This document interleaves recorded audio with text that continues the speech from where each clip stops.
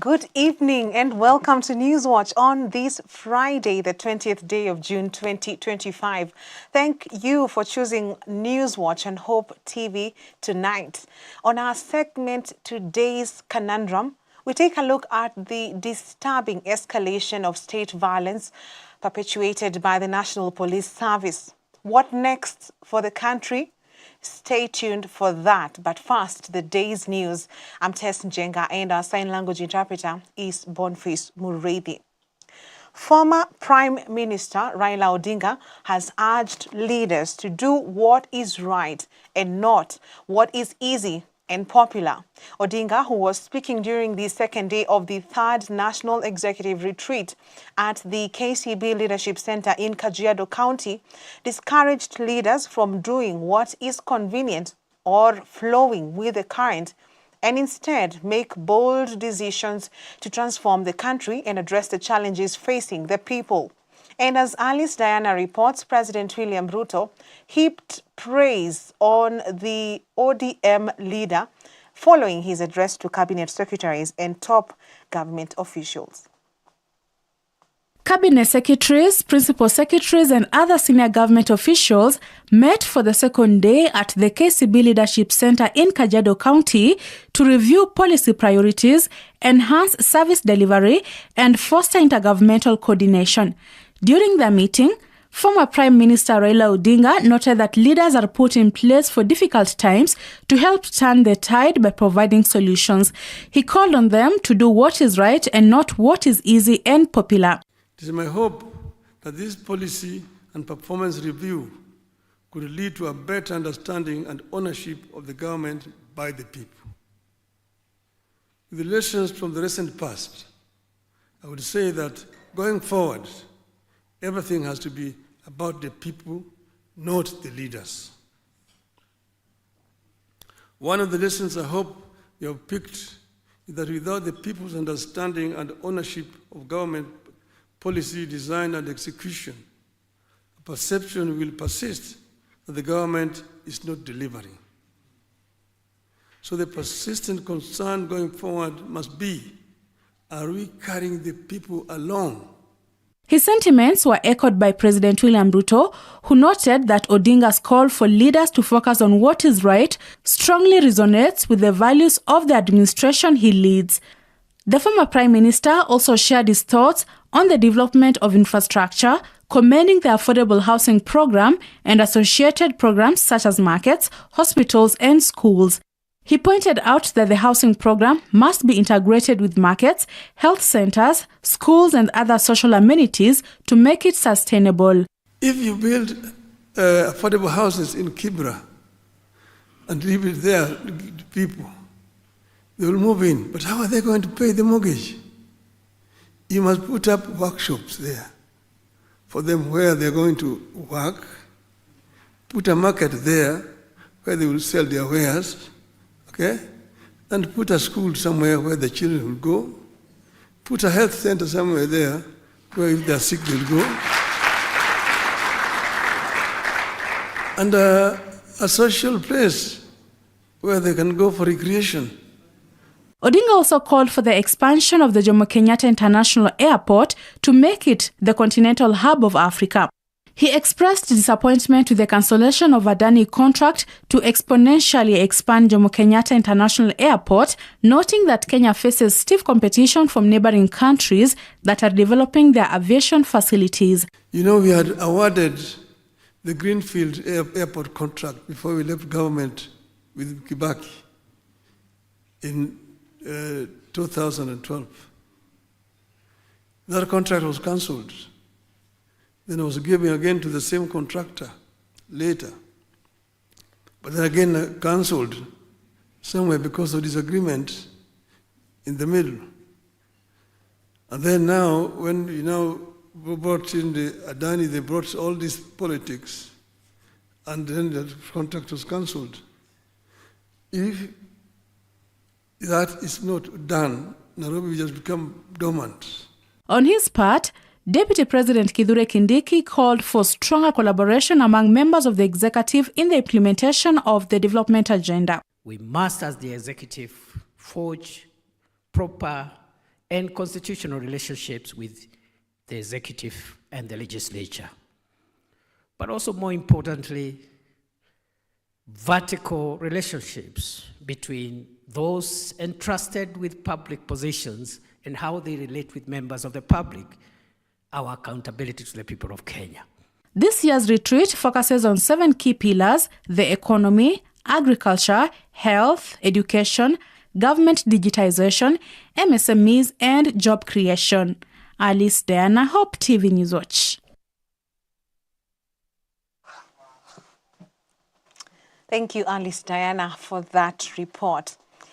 The Anglican bishops from the Nyanza region are now calling for the disbandment of the Directorate of Criminal Investigations, DCI, citing misuse by those in positions of power.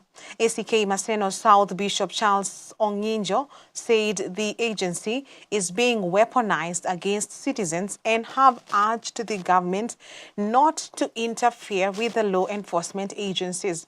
Religious leaders have strongly condemned the killing of innocent civilians and the use of hired goons to disrupt peaceful protests. Time has come that a body like the DCI should be phased out. It has become a dreaded unit used by those in power to harass Kenyans. IPOA has failed Kenyans, and it is seen as a toothless dog that can't bite, but can talk louder enough to confuse the nation that it is working. Let all machineries of the state that are funded by the taxpayers be allowed to do their work without interference. Our police, please come to terms with the fact that many Kenyans are cursing you every day because of your heartless and callous manner of dealing with the members of the public. And in this kind of behavior that has led into radicalization of our youth as they strive to resist this totalitarianism and its very many manifestations.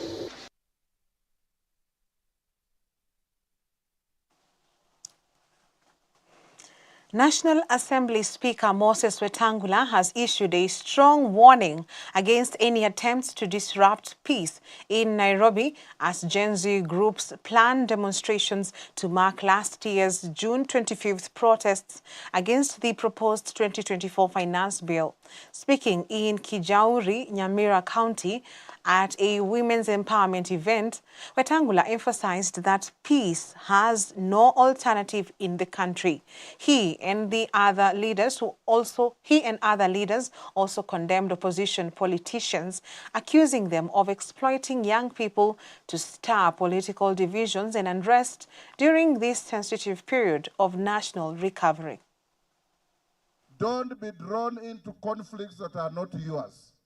Don't hate people you don't even know. Don't hate people who have not even wronged you. Focus on our country. Ndio tunasema kule Nairobi, wale ambao wanaleta furugu na kuharibu biashara ya watu, tunawakemea. People struggle to build lives. Mtu ana duka moja kidogo, ako hapa na stoko yake 1,100.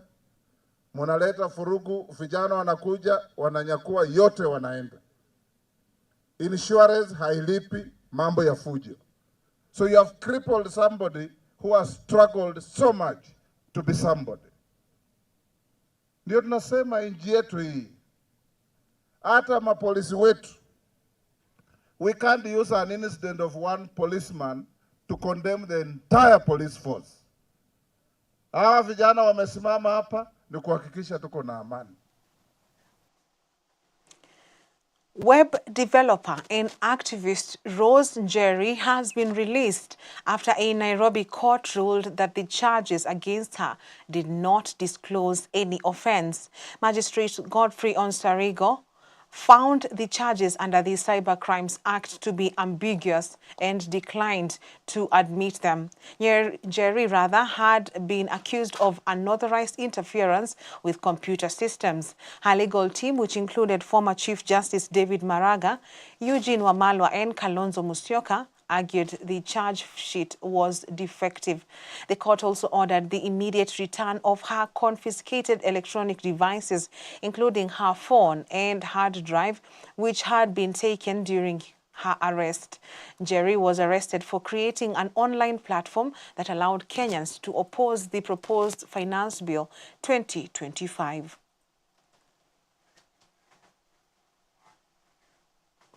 And on that note, we take a short break on Newswatch tonight. We have more coming up on the other side of the break, including Gachagwa's tour in Meru County.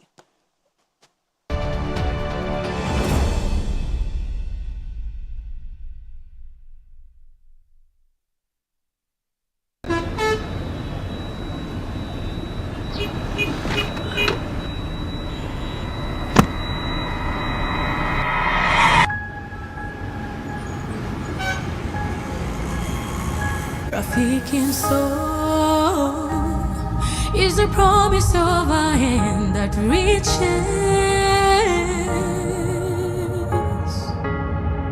and goes beyond what angaza tumaini kote.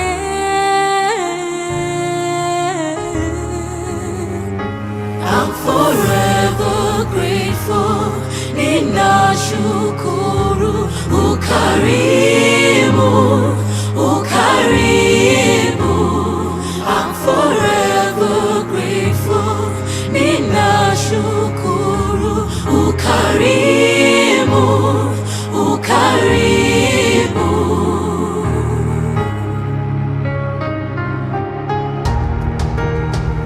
Rafiki soul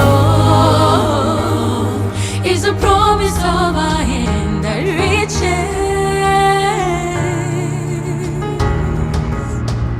and goes beyond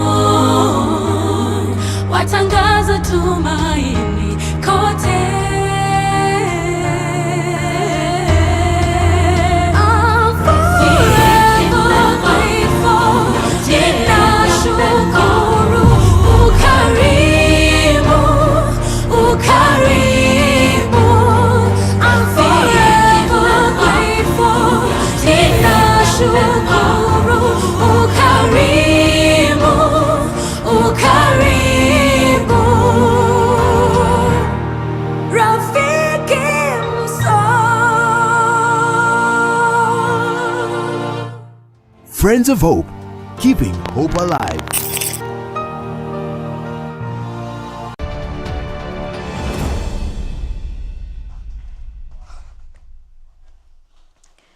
Welcome back.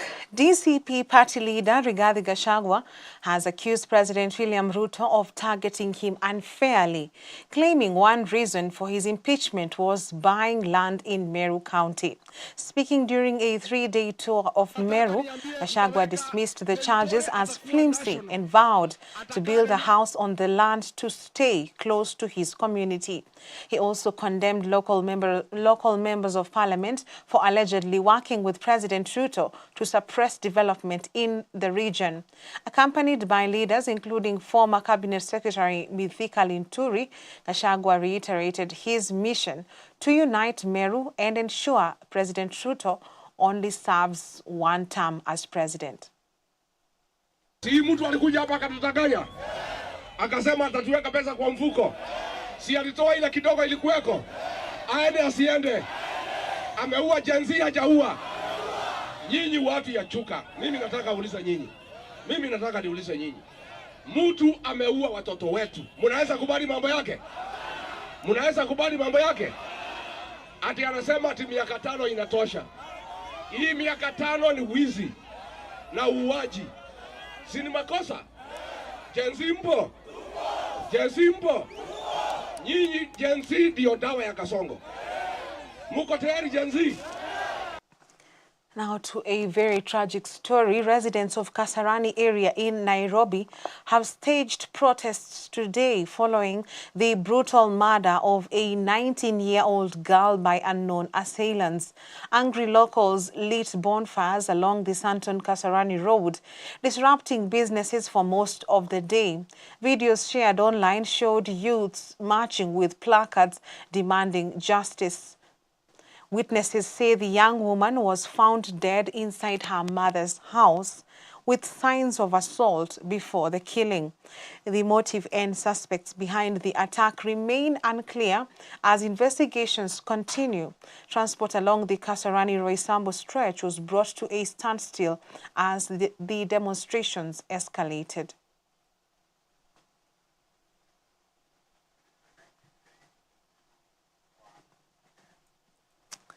Moving on, about 10,000 youth in Embu County have applied for the Climate Works program, whose online application window closed on June 18th.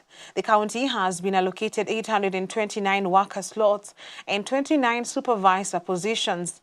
County Commissioner Jack Obuo says the selection process will ensure their fair distribution across all 20 wards with a focus on inclusivity and gender balance. The national program, aimed at youth aged 18 to 35, offers jobs in road construction, tree planting, and environmental sanitation.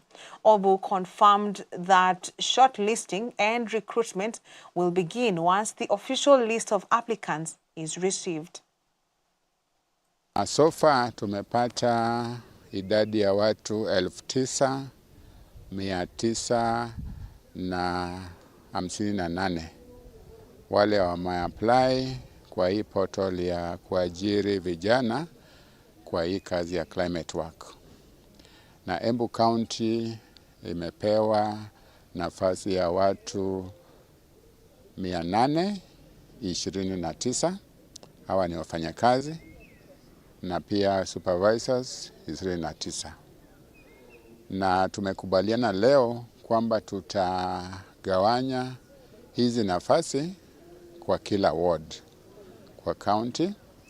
So inamaanisha kila ward itapata vijana 30 kwa sababu tuko na wards 20, so kila ward watapata vijana 30 kwa ile awamu ya kwanza. Na pia supervisors, kila ward 1 supervisor. Lakini kuna wards ambaye wako na ile workload kubwa kushinda zingine.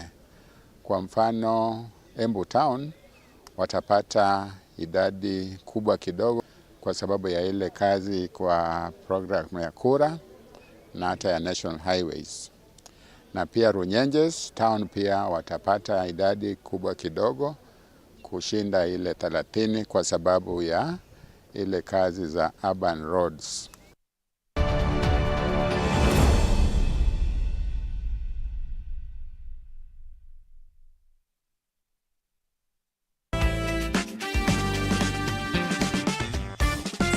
One thing I've learned about leadership, just generally in leadership, the leader is not the smartest person in the room. All right? He's not always the smartest person. When you're a leader, your strength is in the ability to be able to harness the gifts around you. It's the same thing in the family. All right? Like I said, your wife is a very smart person. So you don't shut her down. All right? But you allow her to, you pick those ideas, you discuss them, and one of you make them your own. Definitely. It's like even in any organization, as the CEO, for example, you're not necessarily the smartest person in that organization, but you get around yourself people who are smart, people who are good in what they do, and then you take all those ideas and then you lead. And guess who takes credit at the end of the day? You take the credit at the end of the day because you're the leader. You're the leader, isn't it? You know. So that's what leadership is all about. So being able to also just harness all those gifts that God has given you through your wife and one of you, but being able to chart the way forward. Men on Record, every Friday at 7 p.m. Are you in business or agribusiness? then this is your moment. This June from the 26th to the 28th, Sitam Karen will host the 6th CBF Global Conference and Expo, Africa's premier kingdom business gathering, themed the Eden Mandate. The conference brings together voices shaping faith and enterprise. Hear from keynote speakers like Nick Bridge, a business theologian from the United States, Alan Kilavuka, CEO of Kenya Airways, Bishop Robert Bemba, an agribusiness pioneer from Liberia, and Betty Kibara, director at the Rockefeller Foundation. Come learn, connect, and grow. Get your tickets for just 2,000 shillings. Visit cbf.sitam.org to register or WhatsApp 0718-229-390 for details. The Eden Mandate. It's time to tend, keep, and thrive.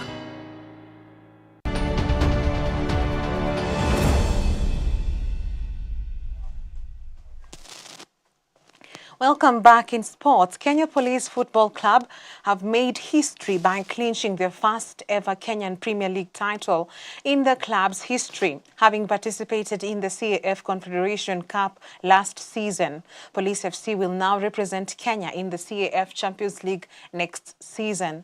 Currently, Police FC sit at the top of the log with 64 points, 6 points ahead of Kenyan football powerhouse Gor Mahia, whom they will face in the final match of the season this Sunday at the Ulinzi Complex Stadium.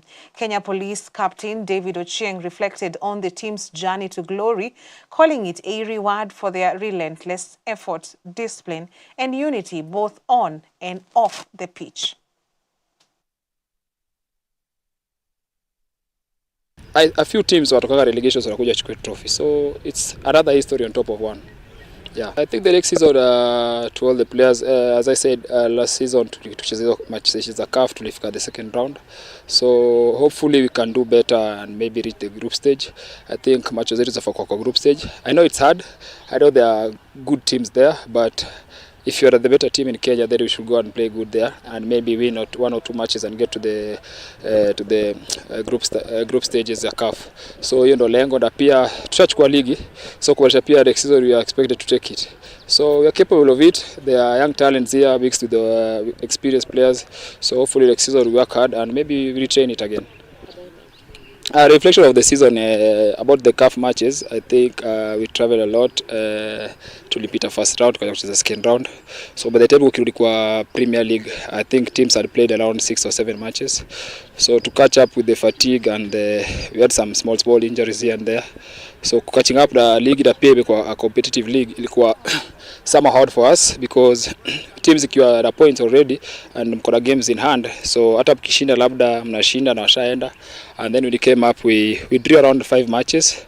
So haikuwa intention zetu ilikuwa kuwin ndo tuwafikie, but so after drawing 5 matches ilabaki tulikuwa relegation. So referees from the Nairobi West region have successfully participated in a comprehensive integrated training workshop aimed at enhancing their skills, knowledge, and professionalism in officiating local football matches. Organized by the Football Kenya Federation, the workshop brought together over 50 match officials, including center referees, assistant referees, and match assessors. Speaking during the training, participants noted that the initiative is part of a broader plan to professionalize refereeing across the country and prepare local officials for both national and international assignments. The level of women referees is higher than the other times. It's improving just because we have those people who are inspiring us. Unlike those days, like I'm saying that because like now I'm going to the walk-on, so many people will come and see who is this Josephine who is going. The ladies will come and see who is this Josephine. Okay, she is very good, it's very open, talk like any other. So atajipe hiyo nguvu ya kukam the next day, at least do afikie. Atafika kwenye nilifika, do afike the next level. Purpose ya training specifically, like we want people to interact. So there are people in FIFA already, like getting such a platform inakusaidia, like you interact with them, you get to know how they are training, how they officiate, what's their stronghold, like kuna get to learn. Pia another thing inakusaidia in terms of fitness. Vitu tunafundishwa saa hii ndo zinafanyika mpaka international. So tukitoka hapa leo, kitu itafanyika kwa game kama ya club championship tuseme, tayari at least tutakuwa na knowledge, tutakuwa tumepata knowledge hapa. The NCBA Golf Series continues its exciting 2025 campaign this weekend, with the 15th leg taking place at the Par 73 Rural Sports Club, where over 260 golfers are expected to compete in what promises to be one of the most competitive and well-attended stops on the series. Competitors will battle for top honors in multiple categories, including overall men gross winner, overall lady gross winner, Division 2 men and lady winner, Division 3 overall winner and junior winner. Each category winner will secure a spot in the series grand finale slated for later this year.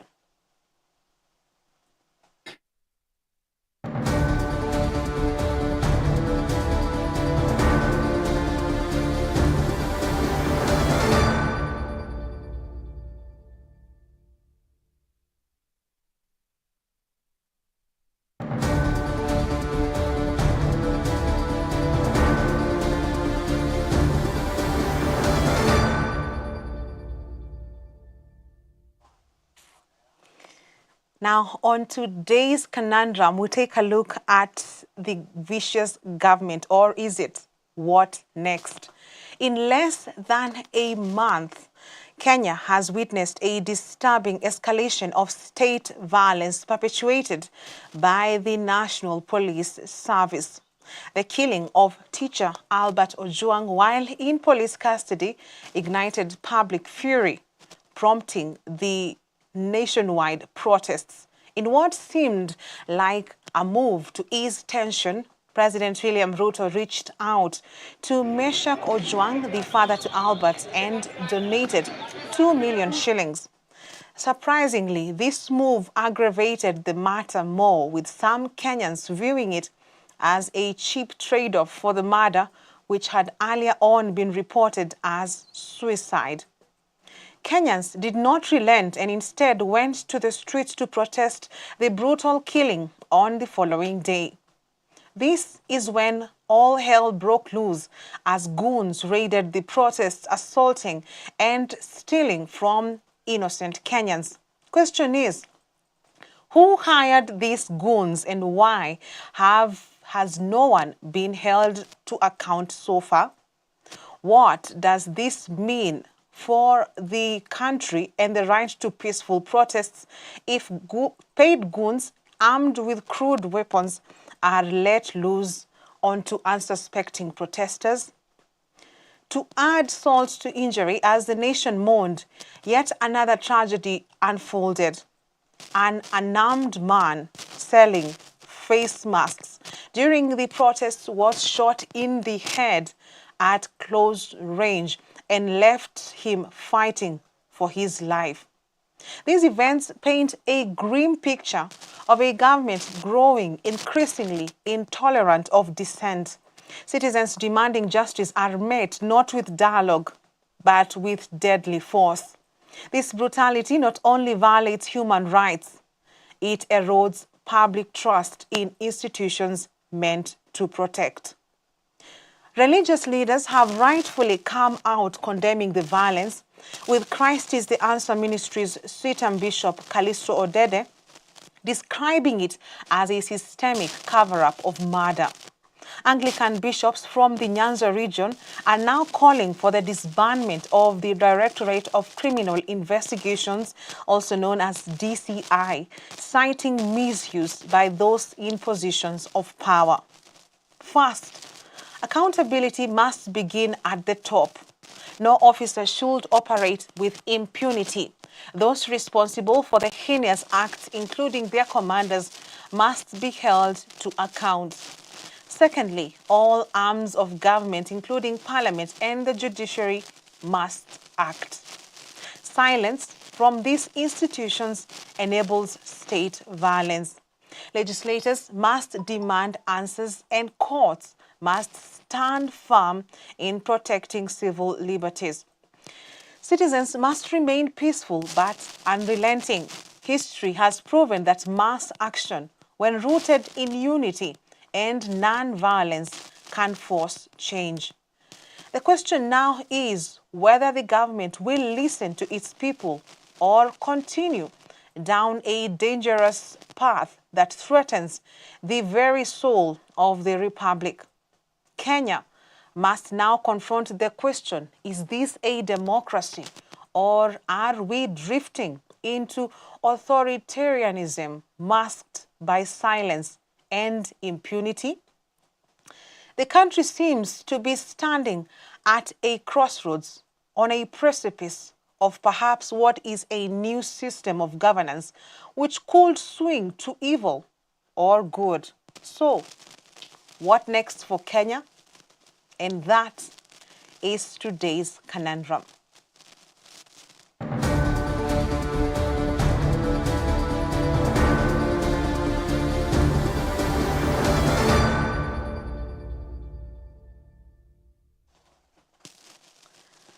And that brings us to the end of Newswatch tonight. On behalf of the whole team that has made this bulletin a success, thank you for watching. I'm Tess Njenga and our sign language interpreter is Boniface Mureithi. Till next time, have a good night.